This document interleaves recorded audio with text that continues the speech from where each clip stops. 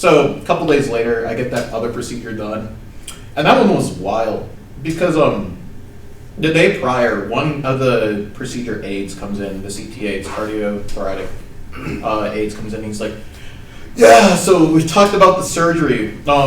You've heard about the surgery we're trying to do, right? And he like sits down, like spreads his legs as wide as possible, and he's just like, ugh. And I'm like, he just like settles into my room and is like, yeah, so you know what's going on, your lung hasn't fully expanded, so we want to do this procedure.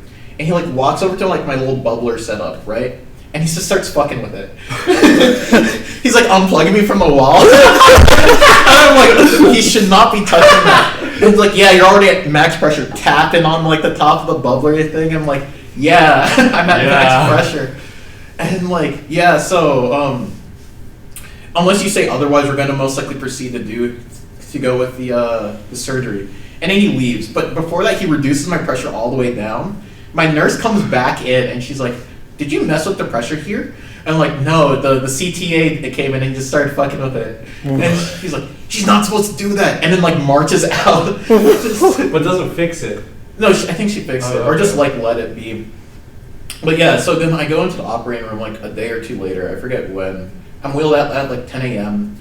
I have to do like a weird little cleaning thing. But then I'm like in the med surge area where I'm just like sitting.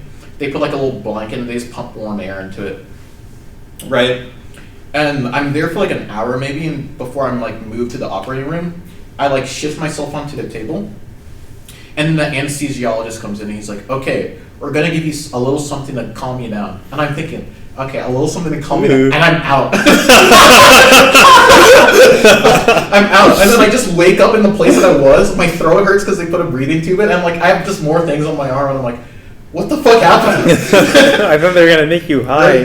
Right? Like the tube that was popping out of my chest here is like now gone, and there's like just a tube coming out this like bottom side of my body here, and I'm just like slightly in pain. I'm like after like 5 to 10 minutes, like someone comes over and it's like, oh, you're awake, and they wheel me back to my room.